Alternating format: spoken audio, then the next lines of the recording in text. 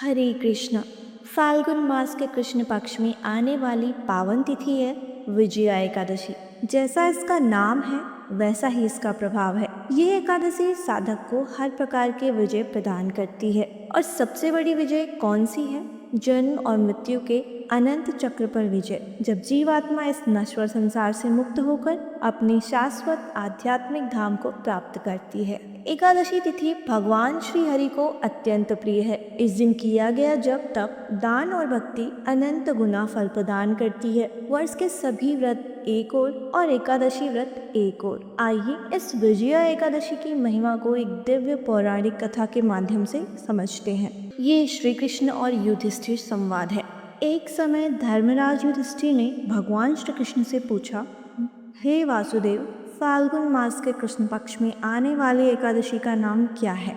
उसका महात्म्य क्या है? कृपया विस्तार से बताइए। तब श्री कृष्ण मुस्कुराए और बोले, हे राजन, ध्यान पूर्वक सुनो। इस एकादशी को विजया एकादशी कहा जाता है। जो श्रद्धा से इसका व्रत करता है उसे इस जीवन में सफलता और अंत में मोक्ष की प्राप्ति होती है। यह कथा स्वयं ब्रह्मा जी ने नारद मुनि को सुनाई थी। ब्रह्मा और नारद संवाद। एक बार देवर्षि नारद ने ब्रह्मा जी से पूछा, हे पिताश्री, विजया एकादशी व्रत का पालन करने से जीव को क्या फल प्राप्त होता है? ब्रह्मा जी ने कहा, हे नारद, यह अत्यंत प्राचीन और पवित्र व्रत है। यह सभी पापों का नाश करता है और साधक को हर प्रकार के विजय प्रदान करता है। अब मैं तुम्हें एक अद्भुत प्रसंग सुनाता हूँ। श्री राम की लीला और विजया एकादशी। वनवास का समय था। पंचवटी की शांत भूमि पर श्री राम, लक्ष्मण और सीता माता निवास कर रहे थे। वन का वातावरण शांत था, परंतु नियति एक परीक्षा लेकर आने वाली थी। स्वर्ण मृग के छल से रावण ने माता सीता का हरण कर लिया। जब श्री राम लौटे और कुटिया को रिक्त पाया, वह क्षण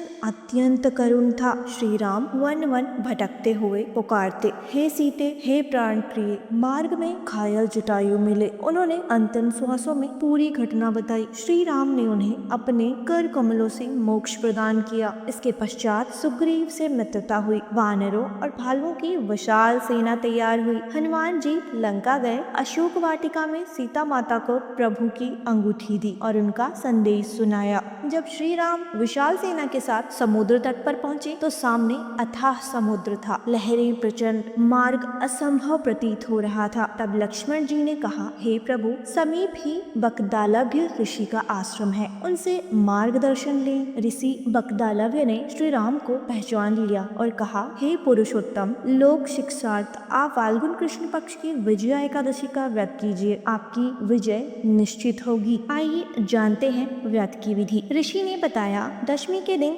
संयम धारण करें, स्वच्छ स्थान पर कलश स्थापना करें, उसमें शुद्ध जल भरें और आम के पत्तों से सजाएं। सप्त धान्य का आसन बनाकर उस पर कलश रखें, उसके ऊपर भगवान नारायण की स्थापना करें। एकादशी के दिन ब्रह्म मुहूर्त में स्नान कर संकल्प लें। धूप, दीप, पुष्प, चंदन और नैवेद्य अर्पित करें। दिन भर हरि नाम जपें, कथा श्रवण करें, रात्रि में जागरण करें। द्वादशी को ब्राह्मण को कलश सहित दान दें। ब्रह्मा जी ने कहा, हे नारद, श्री राम ने इसी विधि से विजया एकादशी का व्रत किया और उसी व्रत की शक्ति से समुद्र पर सेतु बना, लंका पर विजय हुई, रावण का संहार हुआ, अधर्म का अंत हुआ। हे राजन, जो भी श्रद्धा से इस विजया एकादशी व्रत का पालन करता है उसे सांसारिक जीवन में सफलता और अंत में आध्यात्मिक गंतव्य की प्राप्ति होती है, और जो इस कथा का श्रवण करता है उसे महान यज्ञ के समान पुण्य फल प्राप्त होता है। ये व्रत हमें सिखाता है, जब जीवन में समस्याएं